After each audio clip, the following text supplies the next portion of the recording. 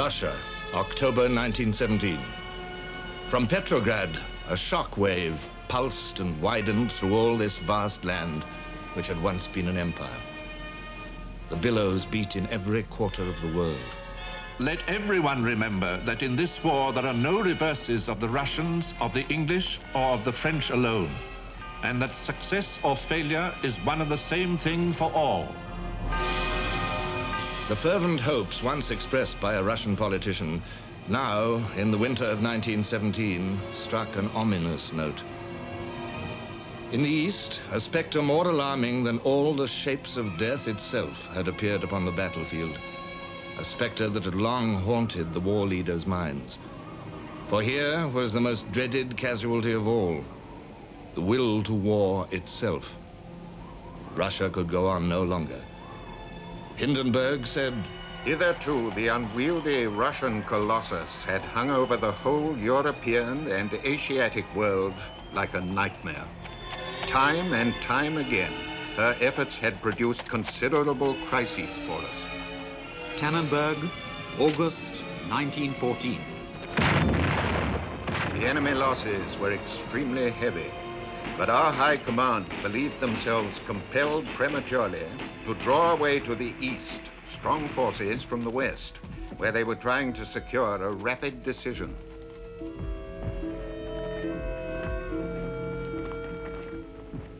Masurian Lakes, February 1915.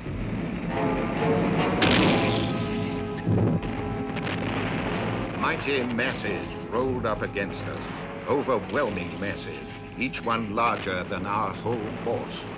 But German resolution bore this load, and Russian blood flowed in streams.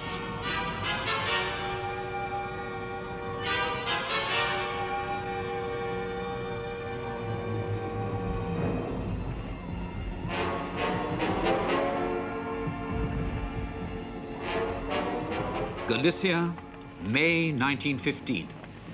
The fearful and continuous tension of the situation in the Carpathians and its reaction on the political situation imperiously demanded some solution. We found ourselves compelled to send large forces there to keep up our pressure upon the enemy.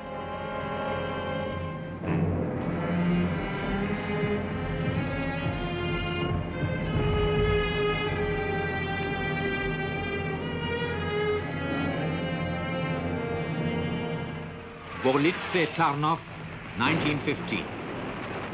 There was something unsatisfactory about the encounters of this year. The Russian bear had escaped our clutches, bleeding, no doubt, from more than one wound, but still not stricken to death.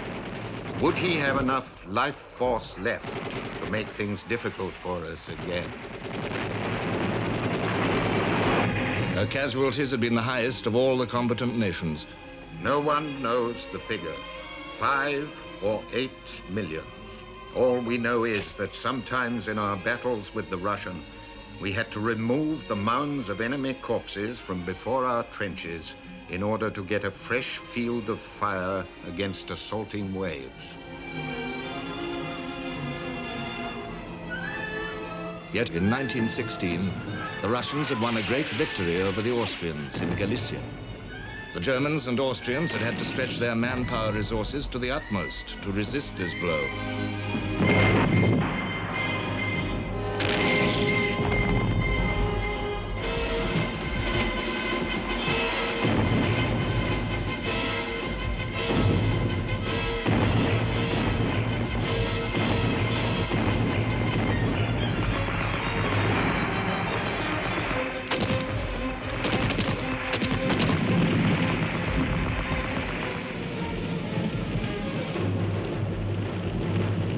In January 1917, an Allied delegation arrived in Russia to develop efficiency for the planned offensive of that year. The British military attaché in Russia wrote, "The prospects for the 1917 campaign were brighter than they'd been in 1916. The Russian infantry was tired, but less tired than it had been 12 months earlier.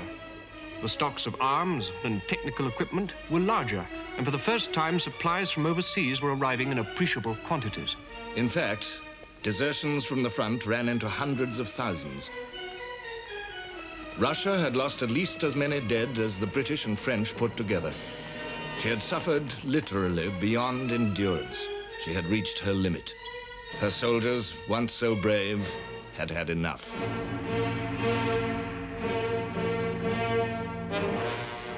Now they were getting out of the trenches to fraternize with the Germans, man to man.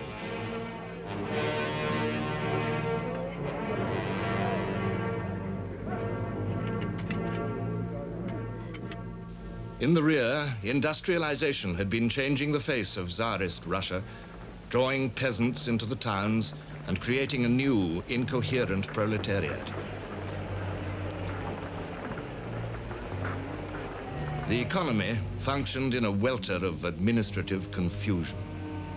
But committees set up to organize production and supply after the appalling breakdowns of the early days of the war had begun to have some effect. By the end of 1916, great improvements had been achieved. Patriotic spirit ran high. Victory over the Germans was the simple aim of most of the population.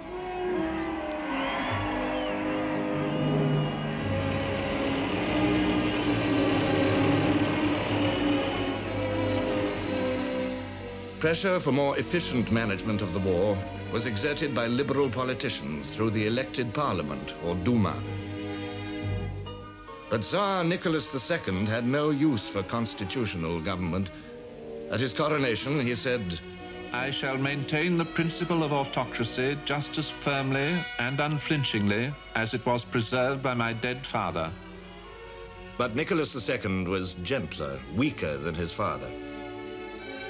Lloyd George, the British Prime Minister, wrote, he would never have been chosen by any responsible board of directors to manage any business of any magnitude, and certainly not a business confronted with a serious emergency. He was a devoted family man, deeply fond of his son, the Tsarevich, who suffered from hemophilia, a blood disease which made every scratch dangerous.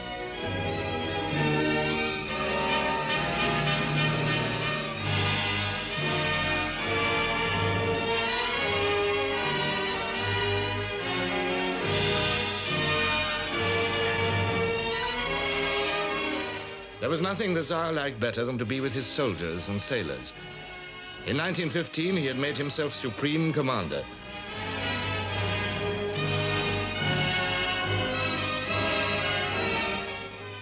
He loved the simple link, as he saw it, that bound him to his wider family, the 170 million people of Russia. Emotional loyalty to a paternal Tsar and the mystery of their religion were the simple guiding principles of their lives.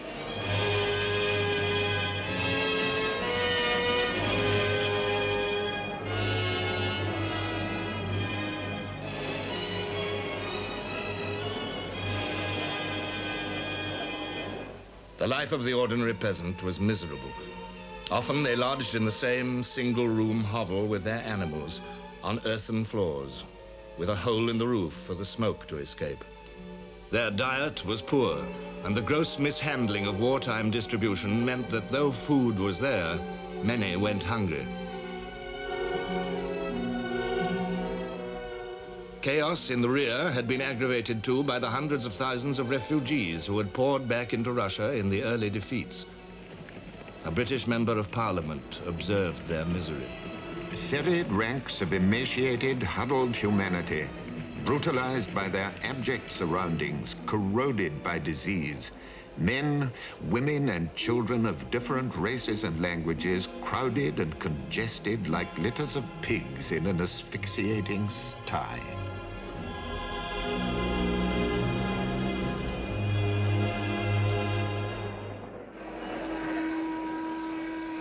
In the towns and factories, too, there was misery.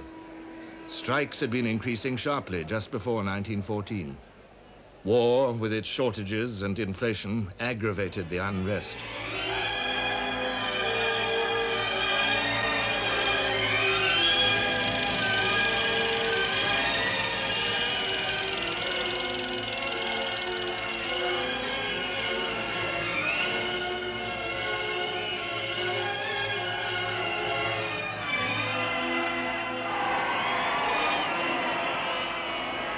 Tsar himself left affairs more and more to the Tsarina, a German-born but English-educated niece of Queen Victoria.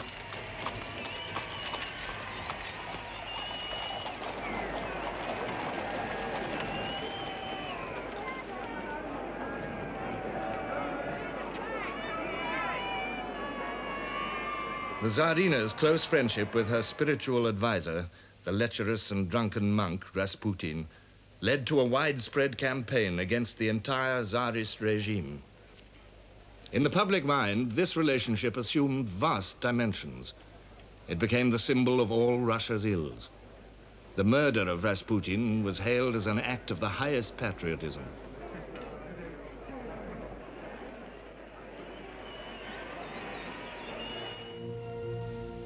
The winter of 1916-17 was particularly severe.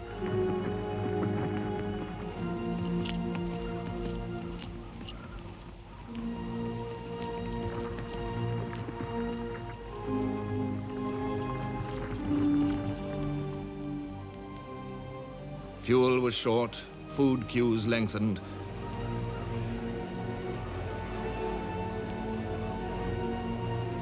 Pressures on the Tsar to change incompetent ministers continued from all sides. His own cousin wrote to him, "The question is, shall Russia be a great state, free and capable of developing strong, or shall she submit to the iron German fist? Certain forces are leading you and consequently Russia to inevitable ruin. It is absolutely indispensable that the ministers and the legislative chambers should work together. The existing situation, with the whole responsibility resting on you and you alone, is unthinkable." The British ambassador, Sir George Buchanan, doing what he could to keep Russia in the war, told the Tsar he must regain the confidence of his people.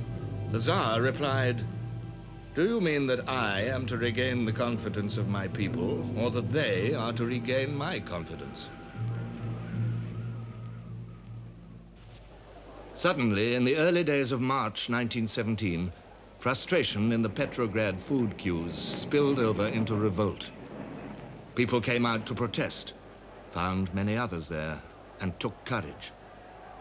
For the first time, there was doubt about the troops.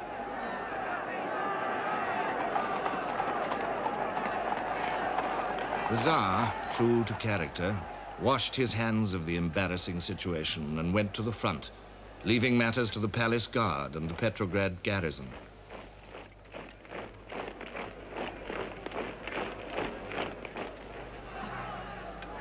Now, turbulent forces suddenly broke the surface of Russian life. The French ambassador watched from the safety of his room. I heard a strange and prolonged din which seemed to come from the Alexander Bridge. Almost immediately, a disorderly mob carrying red flags appeared at the end which is on the right bank of the Neva, and a regiment came towards it from the opposite end. It looked as though there would be a violent collision, but on the contrary, the two bodies coalesced. The army was fraternizing with the revolt. The vast Petrograd garrison of some 200,000 men was not typical of the army as a whole. It consisted of raw recruits, war-weary reserves, convalescents, and even punishment battalions. Many deserters from the front had drifted to the capital's streets. Before long, the whole garrison had joined the mob. In a desperate move to get the Tsar to introduce the necessary reforms, the president of the Duma, Rodzianko, sent him a telegram. The Tsar received it at his headquarters. This fat Rodzianko has sent me some nonsense to which I will not even reply. Nothing could stop the sudden upsurge against the monarchy, symbol of the country's sufferings. Within days, the Tsar was forced to abdicate, and a 300-year-old dynasty came crashing to the ground.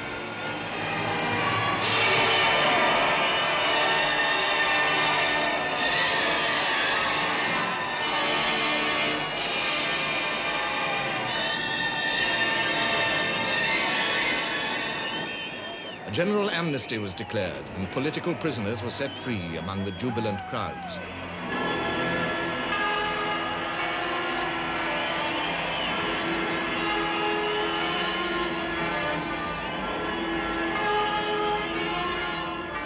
the Tsar's unpopular ministers were arrested.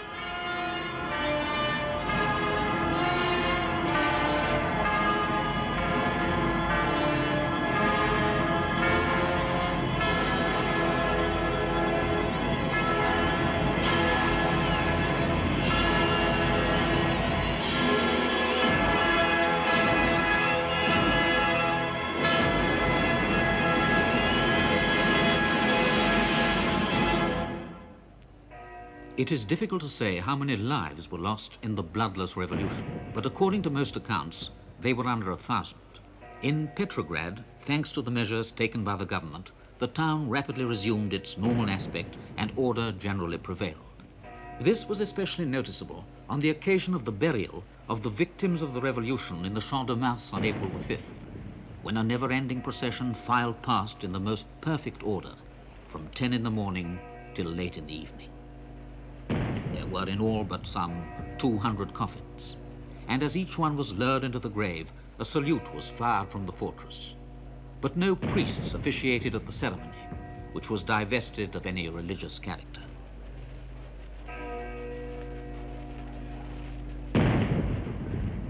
Somewhat dazed with the success of the revolution, Russia had to face the bleak task of deciding where she would go. The rising in the streets had been against something. Now the people had to decide exactly what it had been for.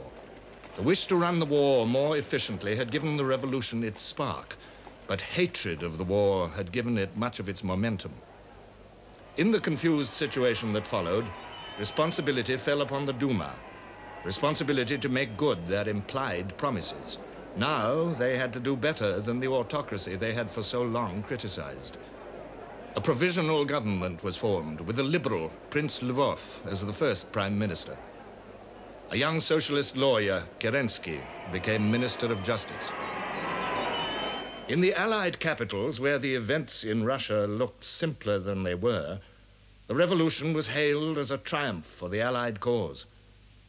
The London Times commented, "The army and people have joined hands to overthrow the forces of reaction which were stifling the national aspiration and strangling the national efforts."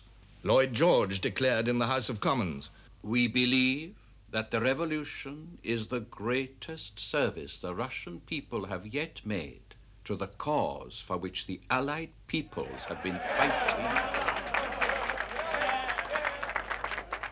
In America, herself about to enter the war on the Allied side, the revolution seemed providential.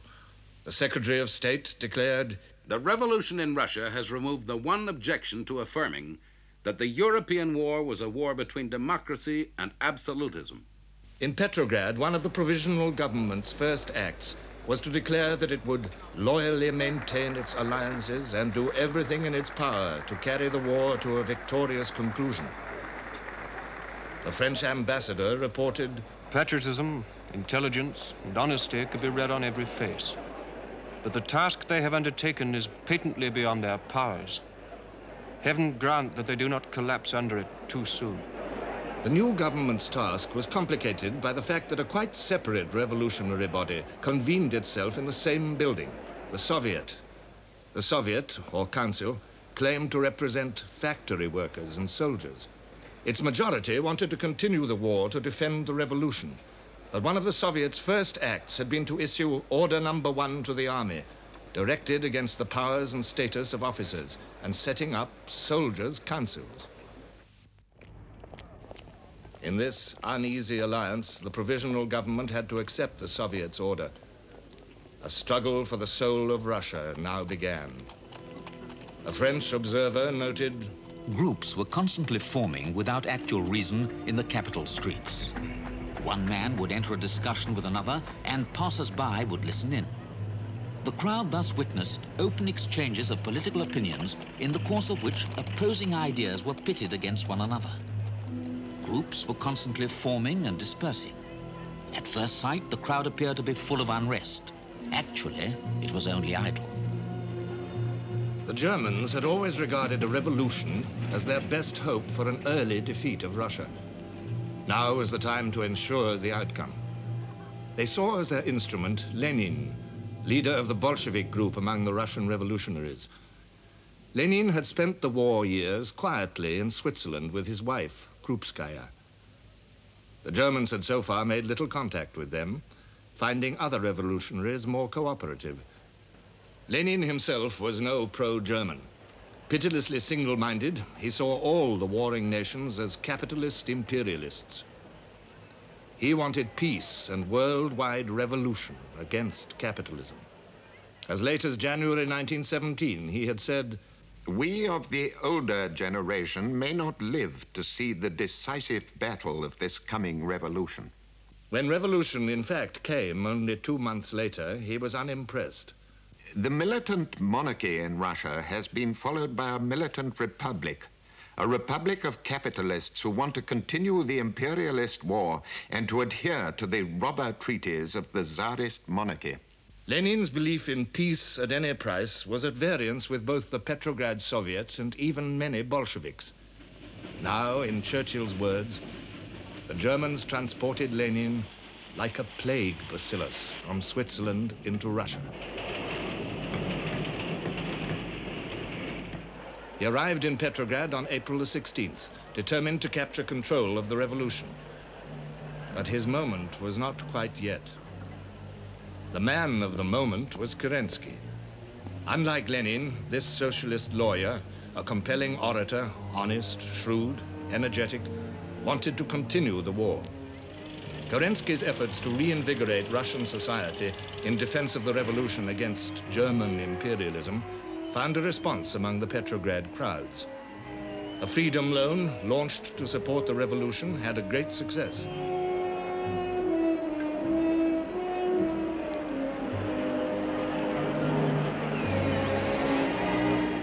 Patriotic fellow socialists from allied countries, like the French socialist minister Albert Thomas, were welcomed on goodwill visits to cement allied solidarity. Thomas was tremendously impressed. With eyes sparkling as he glanced about him, he said to the French ambassador, "Now we see the revolution in all its grandeur and beauty. The whole strength of the Russian democracy lies in its revolutionary fervor. Kerensky alone is capable of establishing, with the aid of the Soviet, a government worthy of confidence." Soon, Kerensky was Minister of War in a new government, which included members of the Soviet. And with dynamic confidence, he went ahead with his plans for the Russian army's summer campaign. As in 1916, it was to take place in Galicia. But in the army, the virus of revolution had spread. The cracks in discipline were widening. An English observer wrote, Desertion had set in wholesale. In very few cases did the men leave the front trenches, but as soon as they were moved into the reserve, they decamped in a body.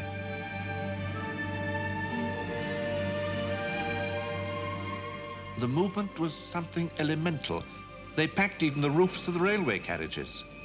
A photograph of such a scene was published in England under the title, "Russian Soldiers Hasten to the Front." The Germans purposely left the front inactive to encourage this crumbling of Russian discipline.